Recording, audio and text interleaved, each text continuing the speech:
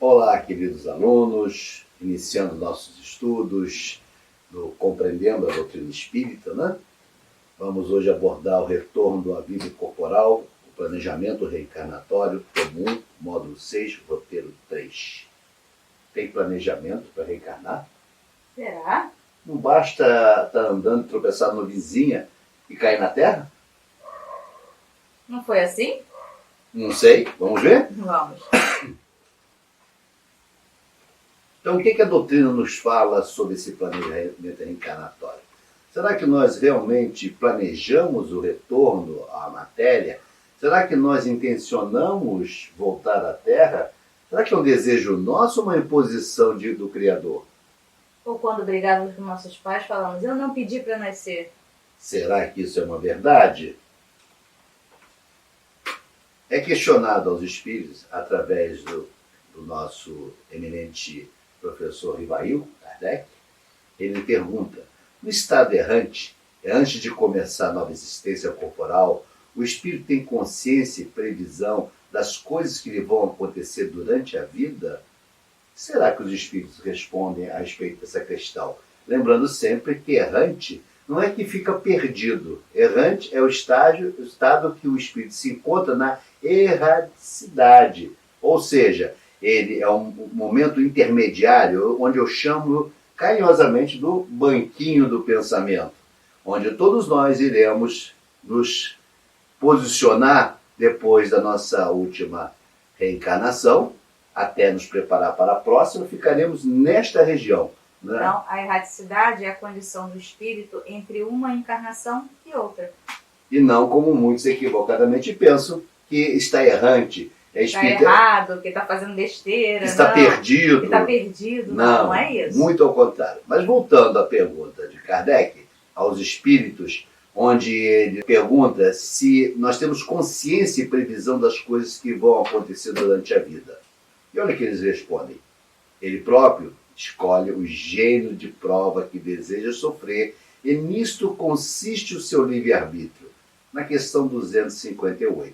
Então observem que muitas das vezes, quando nos vitimizamos, né, quando reclamamos do Criador pelas provas que estamos sofrendo, pelas dificuldades que estamos experimentando, pelas auguras que estamos sendo testados, nós costumamos dizer que a culpa é do Criador, que a culpa é de Deus. Mas não é verdade isso, porque ele nos mostra que nós escolhemos essas provas, nós requeremos essas provas, porque temos uma consciência diferente da consciência quando estamos encarnados, onde lá no banquinho do pensamento, na erraticidade, nós vamos compreender quantos equívocos nós cometemos e quanto falta para atingirmos a perfeição. Então é por isso que nós ali vamos pedir, vamos requerer o gênero de prova que devemos ser experimentados.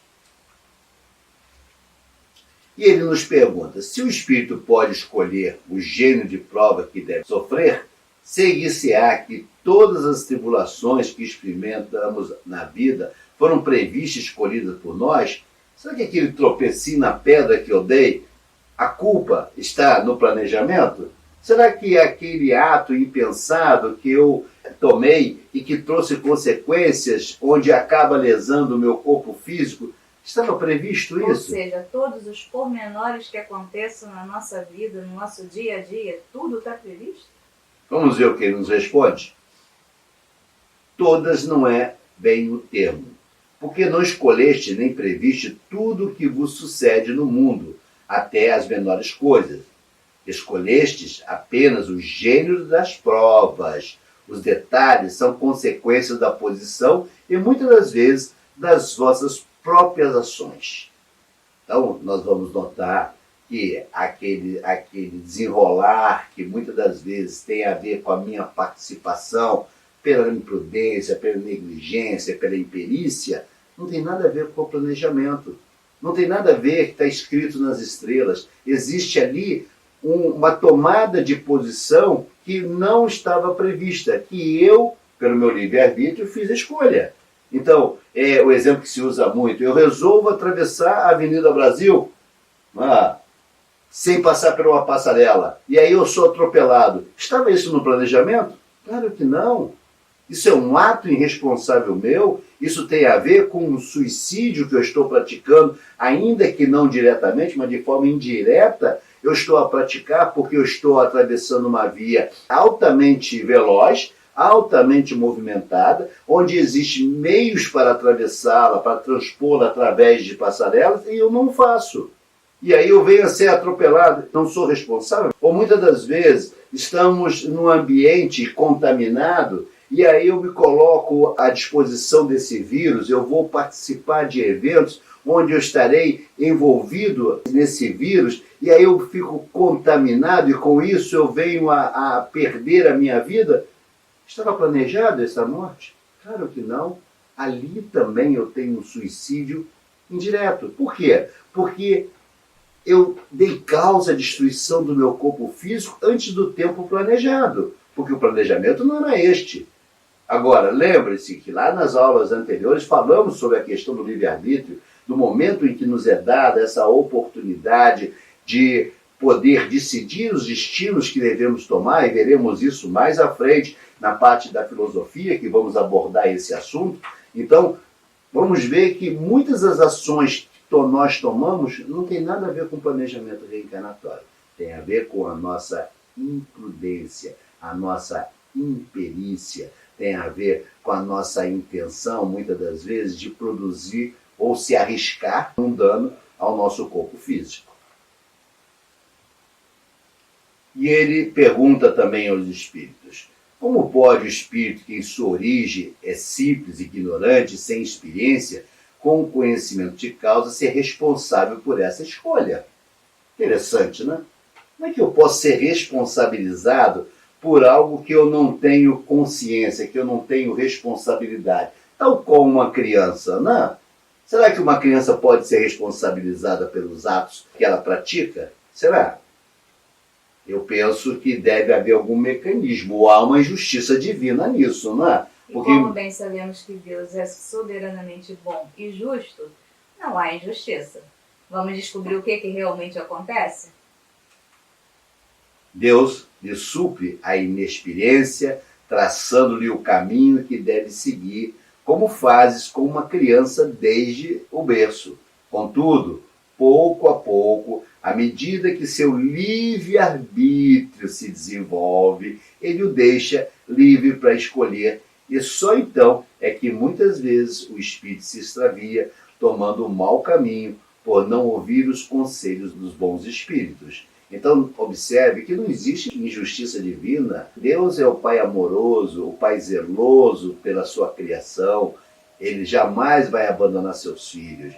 O problema nosso reside justamente quando nós ganhamos a consciência e nos libertamos desse Pai amoroso. E não queremos estar na mão do Pai amoroso. E é claro que vamos nos arrepender mais à frente. É claro que vamos repensar e vamos voltar, tal como o filho pródigo, vamos voltar à casa do Pai, não tenha a menor dúvida, porque sabemos que sozinho normalmente cometemos equívocos. Normalmente somos arrastados ao erro, ao vício, às deformações morais, normalmente, porque falta a tutela do Pai. Mas ainda assim, isso faz parte da nossa experiência, de nossa evolução. E mesmo assim, também, o Pai amoroso não interfere nas nossas escolhas, não interfere nas nossas decisões, porque ele colocou as suas leis para regular ou para fazer com que eu compreenda e me amolde às suas leis. É isso que ocorre. Então, enquanto eu ainda sou simples, ignorante, como todos nós somos criados, né? do mais tosco do ser até o ser mais evoluído, né? E aí vamos pegar aí um Vitor Hugo, vamos pegar um Einstein, também nasceu simples e ignorante. Vamos pegar na esfera da caridade, da amorosidade, vamos encontrar um Chico Xavier, vamos encontrar aí uma Amada Teresa de Calcutá. Todos nasceram simples e ignorantes. E Joana de Anjos nasceu simples e ignorante? Também nasceu. Então, aqueles que nós temos como exemplo, como espírito evoluído, como modelo, um Francisco de Assis, um Santo Agostinho e tantos outros, também nasceu simples e ignorante, porque o Criador não vai privilegiar nenhum da sua criação. Vai nos dar talentos para evoluir, vai nos dar condições dessa evolução, mas vai também nos dar o livre-arbítrio. E é quando ganhamos a consciência do livre-arbítrio, que temos a possibilidade de escolha, é que os espíritos tutelares vão nos deixar por conta própria para que a gente possa crescer e possa evoluir, possa entender que alguns caminhos que eu estou escolhendo pelo meu livre-arbítrio me trarão sérios prejuízos. Eu costumo dizer que, para que eu possa perceber a veracidade, a importância das leis do Criador, o Criador coloca um mecanismo fantástico para que nós possamos voltar ao trilho, ao eixo, que é o querido amigo entregador. Olha, entregador. É aquele sujeito que não erra a porta de ninguém, que compreende exatamente aonde vai fazer a sua entrega. Então o entregador nada mais é do que o bendito aguilhão que vai fazer com que, através desse espeto, através dessa forma de incomodativa, vai fazer com que eu volte ao centro, que eu compreenda, eu passe a me amalgamar às leis do Criador. É isso que o entregador faz, é esta a função do entregador. Então eu percebo a finalidade da dor. Então eu já sei por que eu sinto dor. Então eu já sei como me livrar dessa dor. Pronto, é fácil. Basta se amalgamar às leis do Criador para que esse sofrimento, para que essa dor seja extirpada, ou muitas vezes nem chegue ao meu contato, porque eu compreendi as leis e não necessito mais desse sofrimento. Tal qual criança pequena, que precisa muitas das vezes do castigo, da reprimenda, para poder compreender que determinado ato não pode praticar ou não deva praticar, que não deve judiar do amiguinho, que não deve fazer maldade com o amiguinho, quando ele é devidamente advertido, devidamente punido. Por quê? Para que ele tenha consciência que aquele ato dele é um ato ilícito. E é bom você tocar no assunto da criança, porque a gente sempre traz a materialidade para tentar entender um pouquinho das coisas espirituais, né? E tal qual nós somos aqui no plano encarnado, ou seja, nós temos filhos, esses filhos são crianças, são bebês, depois vão se ensaiando para a vida. No início, eles têm que ser totalmente cuidados, eles não têm autonomia para nada. Depois eles vão começando a querer engatinhar, a querer andar, ganhando uma certa autonomia, ainda assim não podem fazer escolhas. Então os pais fazem as escolhas para os filhos, seja a alimentação, seja o que vestir. Então, esses cuidados partem dos pais. Conforme ele vai crescendo, ele já vai ganhando algumas autonomias e já uma certa liberdade de escolha. Os pais já vão dando essa liberdade de escolha. Quando chegam na adolescência, eles não têm ainda discernimento, mas fazem as suas escolhas. E muitas vezes vão para caminhos que a gente não gostaria. Mas aí está a função dos pais, para quê? Para corrigir esse caminho, mostrar qual é o caminho correto. Quando chega na fase adulta, eles são completamente livres para fazer as suas escolhas. E muitas vezes nós escolhemos caminhos não muito legais. Então, mostrando que o Pai Celestial ele faz exatamente o que nós encarnados fazemos com os filhos. Ele age da mesma forma. No início somos tutelados porque não temos condições de fazer escolhas.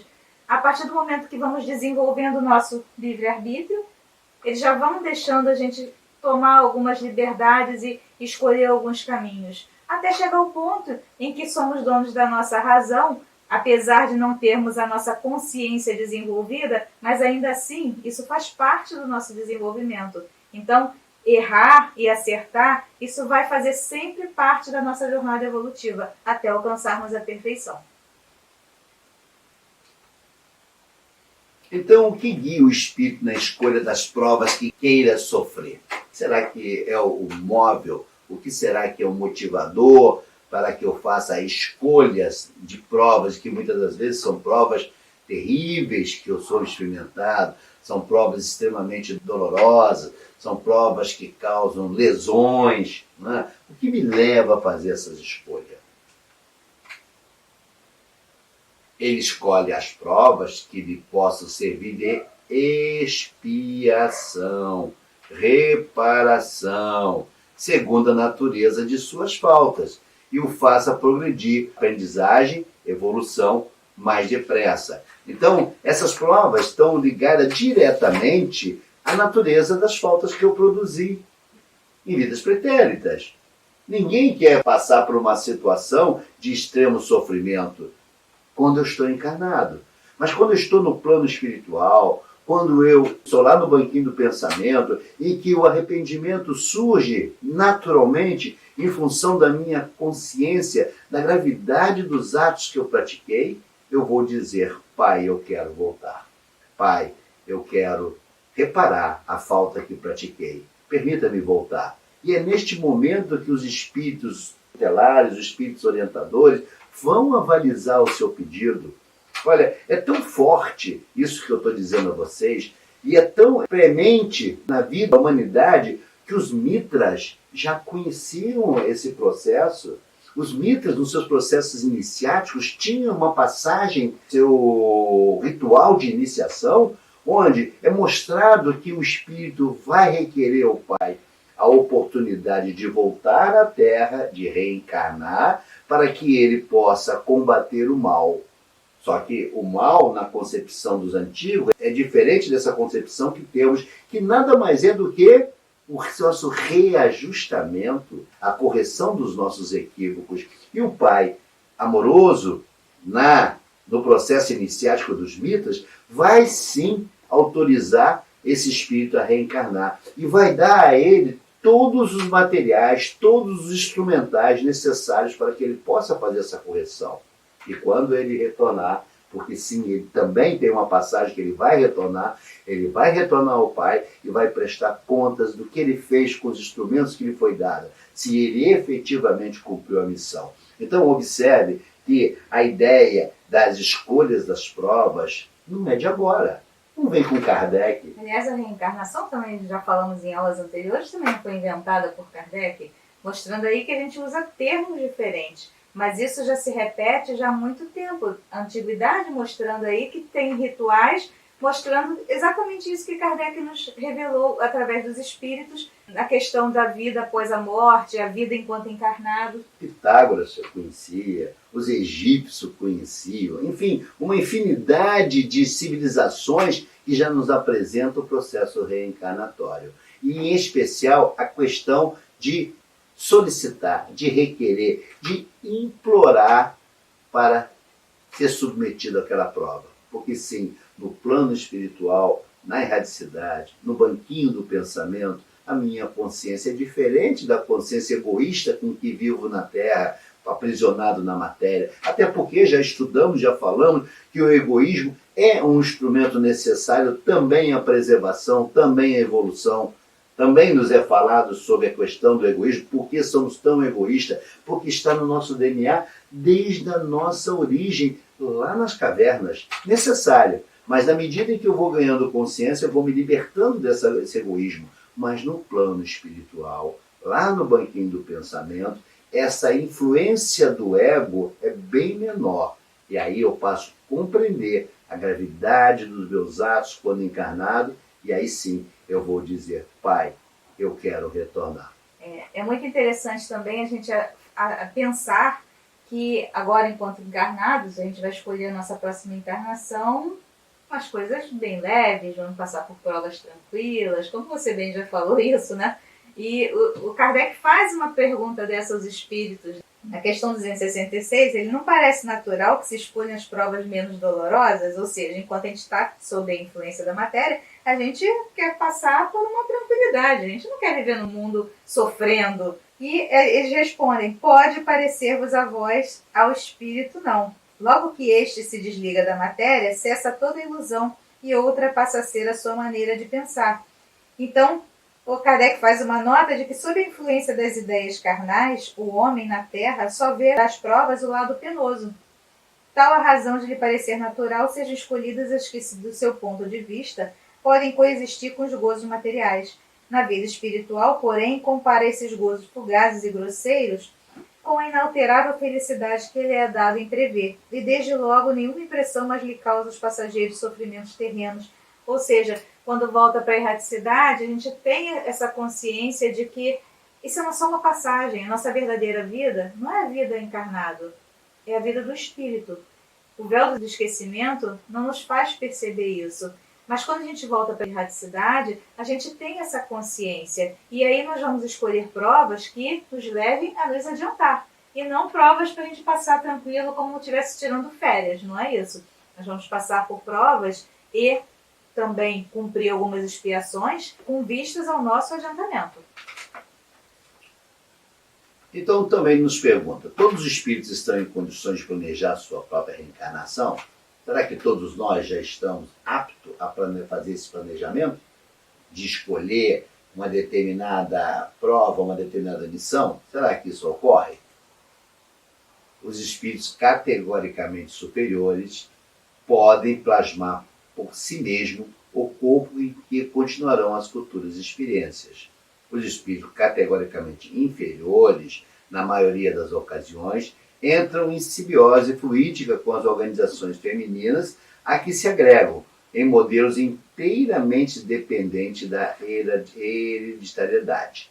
Então vocês observem que os espíritos, para planejar a sua reencarnação, para plasmar essa reencarnação, ele precisa ter um nível de evolução. E se ele não tiver, ele vai depender da sua linhagem, da sua ligação, né, com a geração, com a mulher.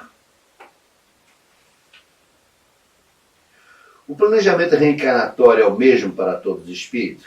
Será que todos os espíritos, para reencarnar, o planejamento sempre será o mesmo? Não. Entre ambas as classes, espíritos superiores e inferiores, contamos com milhões de espíritos medianos na evolução, portadores de créditos apreciáveis e dívidas numerosas, cuja reencarnação exige cautela de preparo e esmero de previsão. Então, observe que esse planejamento, auxiliado pelos espíritos superiores, né, precisa estar muito bem amoldado também à capacidade daquele ser de cumprir a missão. Porque não adianta você dar uma missão a alguém, você vai reencarnar e vai ser presidente de um centro espírita. Mas você não reúne as condições, você não está pronto para aquilo. Como vai te dar uma missão dessa? Naturalmente, você vai sucumbir. Naturalmente, você vai falir no seu empreendimento. Porque você não está preparado, você não reúne as condições necessárias para ocupar aquela posição, ainda que a minha vaidade assim deseje, ainda que a minha vaidade assim intencione. Mas, a bem da verdade, eu não estou pronto. E é por isso que no planejamento reencarnatório, feito com muito esmero, com muita previsão, com muito cuidado, os espíritos superiores vão nos orientar qual será a melhor forma, qual será a melhor missão, qual será o melhor caminho para que eu possa ter sucesso e ganhar experiência no campo da evolução. Então, os pontos centrais desses estudos. Na reencarnação, existe uma planificação fundamentada na lógica e na moralidade. Nada é o acaso, nada é acidental. Tudo tem uma lógica. Sempre essa lógica apoiada na moralidade. Aquilo que eu cometi, aquilo que eu lesei, eu vou ter provas à altura da lesão que eu produzi. Nem mais nem menos, mas à altura da lesão que eu produzi. Mas para quê? Para que eu ganhe consciência que o ato que eu pratiquei foi um ato ilícito, um ato que eu não deveria ter realizado. E quando eu sou experimentado nessa mesma situação, nesse mesmo, digamos assim, acidente, né, eu passo a ter consciência. E dali para frente, eu jamais praticarei aquele ato. Sim, porque as lições aprendidas, o espírito não esquece. O espírito não vai retroagir. Muito pelo contrário, como bem sabemos, o espírito só avança pela lei do progresso. O planejamento pode ser elaborado pelo próprio espírito, desde que ele tenha condições morais e intelectuais para tanto. É o que nós falamos, espírito superior e espírito inferior. E o espírito que não tem condições, ele com certeza ele conta com o auxílio de espíritos que vão ajudá-lo nesse planejamento para que ele tenha uma boa encarnação bem proveitosa. No caso de espíritos menos adiantados, seu planejamento pode ficar na responsabilidade de outros espíritos mais esclarecidos, como você acaba de nos falar. Então, é verdade, eu não tenho condições de planejar, dada a minha inferioridade moral, um espírito protetor, um espírito orientador, um espírito tutelar, um anjo da guarda, que veremos mais à frente, que tudo tem a ver, essa mesma nomenclatura, todos têm a ver com o mesmo sentido da palavra, né? Não há improvisações nos procedimentos que antecedem as experiências reencarnatórias. Então, como bem falamos, né, nada é improvisado. Tudo tem um desencadear. Tudo tem a ver com as experiências que eu irei colher, que eu irei ter que passar para poder melhorar, para poder evoluir, para poder lapidar o meu espírito. Existe, na verdade, uma planificação fundamentada na lógica e na moralidade. A escolha das provas merece cuidados especiais por parte dos espíritos planejadores. O planejamento pode ser feito pelo próprio espírito ou por outro mais adiantado, dependendo das condições do reencarnante. O planejamento reencarnatório prevê, em geral, apenas os principais acontecimentos que poderão ocorrer no mundo físico. Foi aquilo que falamos, o tropecinho na pedra, uma telha que cai na minha cabeça. Não está previsto no planejamento. Muito ao contrário, tem a ver com minha imprudência, com atos que eu pratico. Independentemente de quem fez o planejamento, não há garantias de que ele será cumprido total ou parcialmente. O que nós costumamos dizer? Na lavoura do Pai, nós somos convidados a entrar para lavrar a terra. Mas a colheita é certa? Não. Então, da mesma forma, no planejamento reencarnatório, nem tudo que está planejado significa que eu irei cumprir, porque sim, muitas das provas, ou a grande maioria, eu irei ser reprovado. E é tão verdade que nós entramos sempre nesse longo processo de nascer, morrer e progredir. Nascer, morrer e progredir. Esta é a lei, é isso que Kardec nos fala. Então, se nós fôssemos aprovados de pronto na primeira passagem, não teríamos que reencarnar, não nessa quantidade enorme de sucessões que somos compelidos a fazer, tudo fruto do quê? Das reprovações que estamos sendo acometidos, sendo obrigados a voltarmos, né, no educandário, porque sim, a Terra é um educandário. E aí eu vou dar um spoiler para vocês, que lá no tomo 2, nós vamos ver que a gente exerce o livre-arbítrio 2 vezes. A primeira na erraticidade, quando a gente escolhe o gênero de prova que a gente vai passar. E a segunda, quando encarnados, quando a gente cede ou não a esses arrastamentos. Ou seja, a gente não pode definir todos os pormenores, porque a gente vai ter condição de escolher, eu vou por um caminho ou vou pelo outro. E isso vai interferir no final da minha jornada. Então, o planejamento reencarnatório está ligado às consequências do uso do livre-arbítrio. Nós vamos falar muito dessa palavra livre-arbítrio. Ele é tão importante, como eu disse já em aulas anteriores, é tão importante essa lei, a lei do livre-arbítrio, que nos é dada, que é neste momento que somos equiparados a Deus, onde eu posso decidir os destinos que irei tomar. E muitas das vezes até o do outro, né? Em consequência de atos que eu pratico, eu também tomo decisões inadvertidamente no destino do outro. Então, olha como é importante essa palavra livre-arbítrio.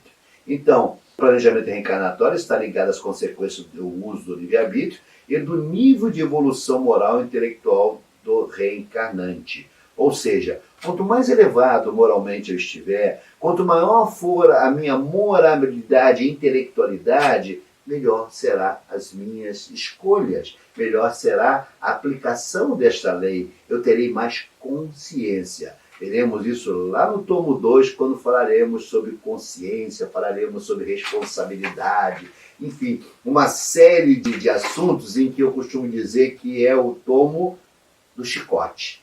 Porque sim, porque nos traz consciência de nossas responsabilidades.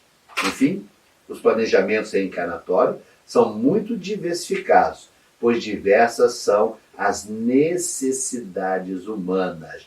E quando eu analiso o planejamento reencarnatório, eu também preciso ter um cuidado né, principalmente os adeptos de uma doutrina, desta doutrina, que tem o hábito de julgar que um determinado fato está no planejamento. Nós não sabemos. A lei do esquecimento nos impede de ter esse conhecimento. Seria uma temeridade, seria uma leviandade quando afirmamos determinados eventos está previsto no planejamento reencarnatório. Nós não sabemos. Pode estar, pode não estar. Pode ser fruto de ato de outro que causou o dano e acabou atingindo a todos? Pode, por que não? E eu sou compelido a sofrer aquela ação em função do ato do outro, que seria uma outra situação, uma outra responsabilização, mas jamais poderemos, em sã consciência, dentro de uma responsabilidade, afirmarmos que um determinado evento está ligado ao planejamento reencarnatório. Nem eu, nem você, nem ninguém pode fazer essa afirmação. Nem mesmo os espíritos fazem essa afirmação. Muitas das vezes quem o faz são nossos irmãos, incapazes de compreender a ação do mundo espiritual, que está muito além da nossa compreensão, atreve-se, eu chamo de atrever-se, em praticar o ato de dizer que determinado evento está ligado a um planejamento reencarnatório. Alguns chegam ao requinte, e eu chamo um requinte de maldade, né? De dizer que um determinado indivíduo passou por uma determinada situação porque estava previsto isso no planejamento reencarnatório, porque no passado ele foi um gladiador, ele foi um perseguidor, quando na verdade jamais saberemos. Não passa de leviandade aqueles que assim afirmam. E ao invés de ajudar, muitas vezes atrapalham a vida daquela pessoa que acredita fielmente naquilo que foi dito, e aquilo acaba causando entraves na sua evolução. Então, a mensagem final. A existência humana não é um ato acidental.